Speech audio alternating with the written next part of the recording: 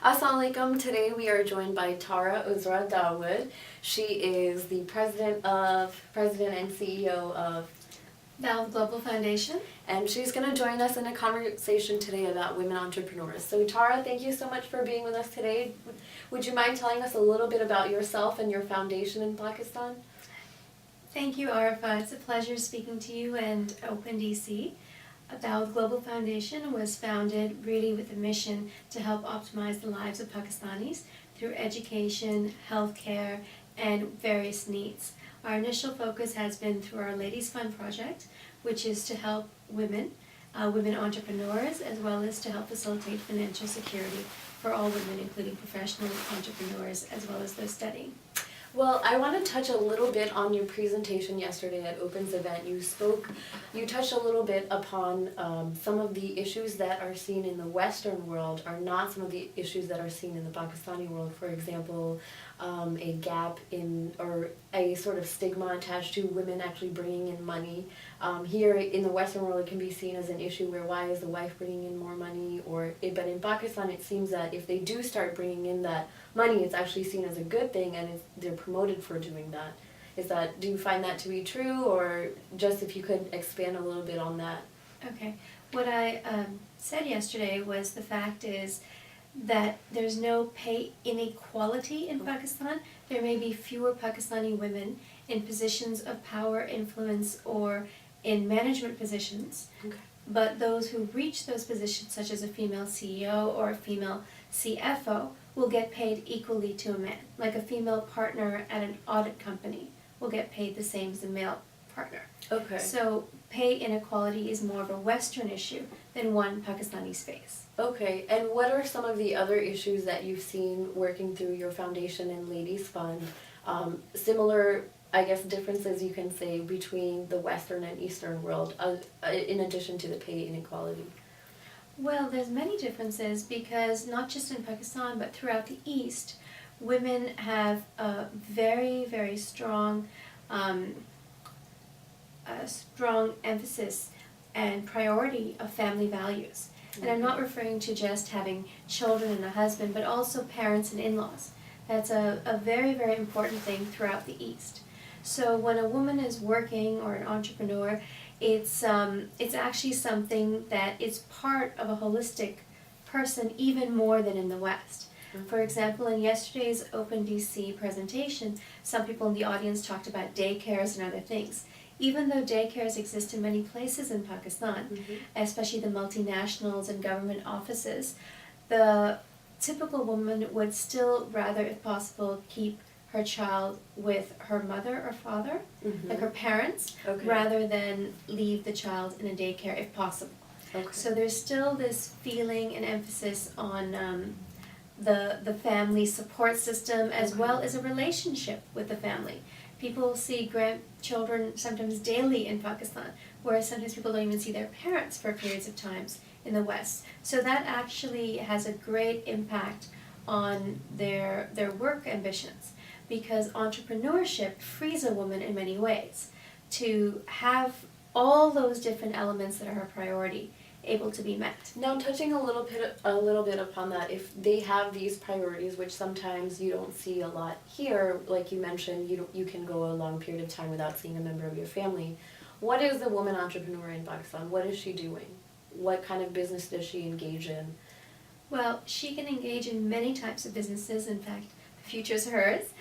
But the strong, I guess, precedent so far is still in areas like health and beauty, areas of fashion, areas of traditional paths that way.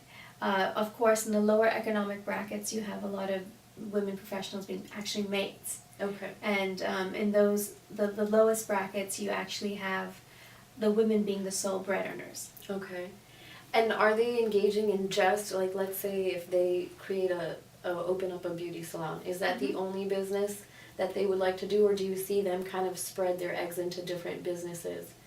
Well, as you saw from Cherie's presentation from USAID, there is this idea, especially in microfinance, for women to have a cluster of small businesses rather than really expand one business because of the risk-adverse nature. Okay. But many women are defying that and becoming bigger and bigger, and one of the things we're doing now is helping some microfinanciers tip into SME sector. Okay. And what we'd really love to do is help SME sector tip into proper big companies and global enterprises. We had mentioned, for example, with GM Mullik, a ball of soap, we would love to get that soap brand all over the world and have the best organic soap in the world be Pakistani. Wouldn't that be fabulous? That would be awesome. So that's one of the things that we are going to be trying to focus on, and I'd spoken at Open yesterday about, and I'm going to be speaking to others about, is to create this angel investor fund for women. How is, could you speak a little bit about the angel investment, what's being done, how people can help? Well, right now the events and the various trainings, Ladies Fund and Dawood Global Foundation has of course done now 7 events, including entrepreneurship conferences and training. We've done awards for women entrepreneurs and Women of the Year, networking lunches for professional women. We have Ladies Fund magazine. We also have now internships, mentorships, starting a series of workshops and exec ed programs. So there's a whole lot of comprehensive learning. Okay. Now the next step, of course, is to help women not only have access to the finance they need to tip their companies, but to incubate them. Okay. So one thing we've spoken about at Open DC was to have the network of Open bring us sort of connections to other relevant people, also to give wonderful resources like consulting. For example, if you have your own consulting company or you're with McKinsey & Company and you'd like to pro bono help some of these women entrepreneurs I guess improve their business plans and to work on a strategy. Sort of the way the Cartier Awards work in France. Okay. The finalists each get a consultant pro bono from McKinsey & Company guiding them through the final process of their application. So similarly, like to build that incubator as well as that process of consulting and helping them through this. With the Angel Investment Fund, what we'd like to do is raise funds for the foundation in a style of acumen fund. Right now, if someone gives a small donation, let's say the equivalent of $5,000, and that would be the total amount that we would earn, then we would just give grants. But if we're doing a proper angel fund, it would actually work in the style of acumen fund, where we would raise the money and then that would be placed as investments. Okay. And the corpus would keep building. The money would be raised as donations. Okay. That would be tax exempt in the U.S. So if any Open member, for example, wanted to make a donation, not only would it be tax exempt in the U.S., audited by Ford Rhodes, but it would then go into women entrepreneurship investments that would be combined with an incubator as well as a complete process to help consult and make these women even more successful or aid them in the process. Excellent. Well, if someone from our community would like to get in touch with you or would like to get in touch with your foundation, Ladies Fund, how can they reach you? Well, in many ways. You can obviously contact us by email. There's ladiesfund@gmail.com. Okay. There's also info@dawoodglobal.org. We have our website, we have our Facebook, Twitter, YouTube, and LinkedIn fan pages for Ladies Fund.